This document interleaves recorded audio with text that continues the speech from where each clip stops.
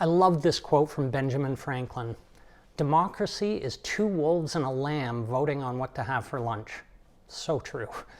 Here in Canada, we tend to take democracy for granted. We have free and fair elections.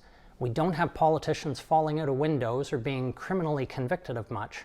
Sure, we may not always like the political figures in front of us, and we may think that some of them leave the country way worse than how they found it.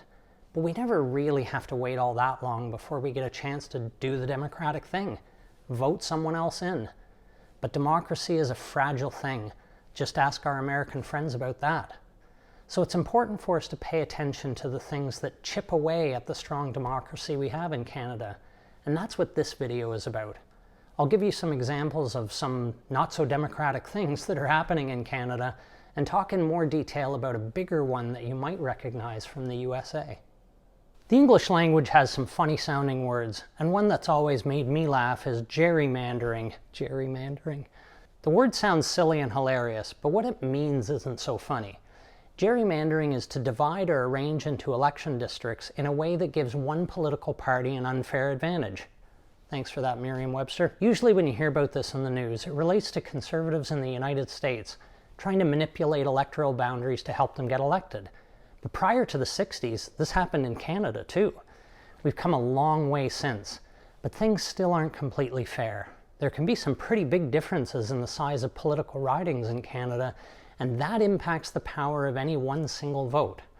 And the next federal election in 2025 will use new electoral maps with 5 new seats in the House of Commons. Let's talk about how Canada largely solved the gerrymandering problem and how we might be able to make representation in government more fair. Prior to the 1960s, electoral districts in Canada were driven by political parties, kind of like it's done now in the US. You'd have the party in power wanting to turn whatever corner on whatever street to redraw the riding boundaries to include or exclude certain neighborhoods. Think about it. If there was a slightly liberal-leaning neighborhood and you could shift the riding boundary over a block, that might mean a couple of apartment buildings full of forward-thinking liberals shifting to a different riding, giving you, the Conservative candidate, that slight advantage that you might need to win the election in that riding.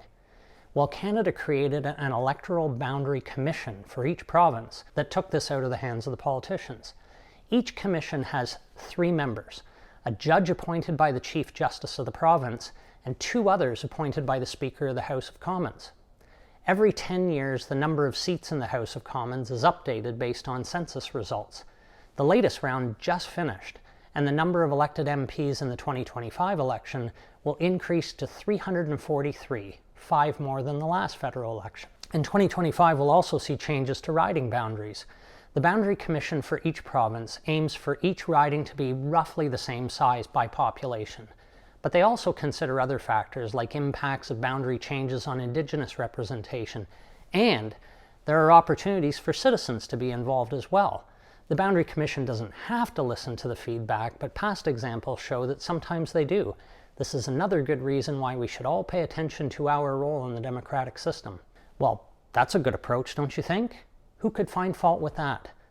While it certainly is a better system than what they have in the United States, when it seems there are court cases constantly challenging whichever party has unfairly drawn the electoral map, in Canada, there was also a pretty important court case back in 1991 addressing voting equality. The case was arguing the concept of one person, one vote, but not because anyone wanted to be able to vote more than once, but because in ridings of different size, your vote may count for more or less than a vote in another riding.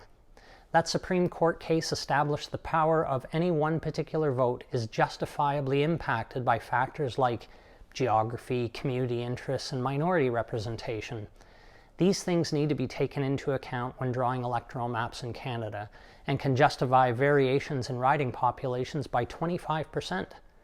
The easiest example to illustrate this is northern Canada, where population density is small and there's a greater proportion of Indigenous people. Allowing deviations in riding size helps to set up a system that better represents diversity. But hold on, these deviations don't just happen in the north.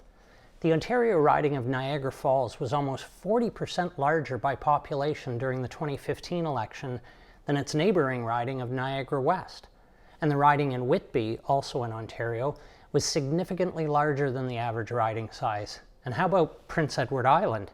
By the way, if you haven't visited, you really should. PEI has 4 ridings, each with fewer than 40,000 people. How can this be? It has to do with the slower growing provinces being legally grandfathered for the number of ridings, even though each riding has fewer people than the national average. What that does, though, it dilutes the vote of individual voters in much larger ridings, those being in fast-growing areas around the Greater Toronto Area, for instance, and it ends up impacting representation of minority populations, which are fueling a lot of that population growth. How do you fix this? There's a really smart dude at the University of Saskatchewan, John Courtney, who has researched this a ton, and he's got ideas. His ideas involve making a special category for the most northern, remotely populated parts of provinces and protect the number of representatives elected, then reallocate districts in the south with a rule that districts must be within either side of the average population by 15%. All of this would allow for better minority representation. But it's not just the riding size thing that impacts our democracy. There are other examples of chipping away. One such example is in Ontario, where in 2022 the Conservative Premier passed strong mayor legislation that did away with majority rule in Toronto and Ottawa. In July 2023, this was expanded to an additional 26 municipalities in the province. This legislation allows the mayors of those municipalities to override the wishes of the rest of council on certain issues, budget being one of them. Essentially, this means the mayor's vote counts for a whole lot more than anyone else's.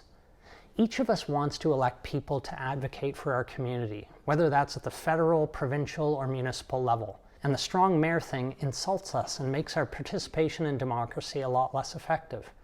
There was a great article in the Toronto Star that explained the problem this way. The argument goes we face whatever crisis you want to highlight because we have too much democracy, and we can only solve this crisis if we give more power to one person. This is the same argument made by autocrats all over the world, from Putin to Bolsonaro, from Modi to Trump. Whenever someone says, "I'm the only person who can solve this problem," you really should pause before voting for them. We need to strengthen our connection between ourselves and those we elect to represent us.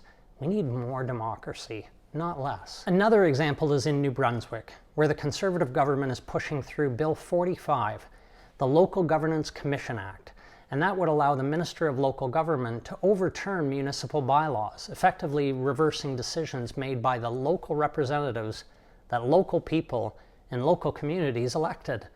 And sure, we need to pay attention to, but tease out the truth from, the political rants of opposition parties that say the government is consolidating power in an undemocratic way. Liberals said this about Stephen Harper, and Conservatives say exactly the same thing about Justin Trudeau.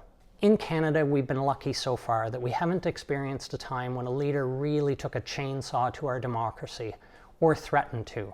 What happens instead are the little things that seem little at the time, but they add up. Does that mean we need to storm Parliament Hill every time something happens that we don't agree with, like these idiots? No. But we should have an awareness of these little things that are brought in under the guise of making things more efficient or dealing with a problem that isn't all that serious. We should take notice and show that we care about keeping our democracy in Canada as strong as it has been, and make actual improvements to how all of us are represented, and not accept changes that really are designed to enable someone to get their way by circumventing the will of the people who put them in power in the first place.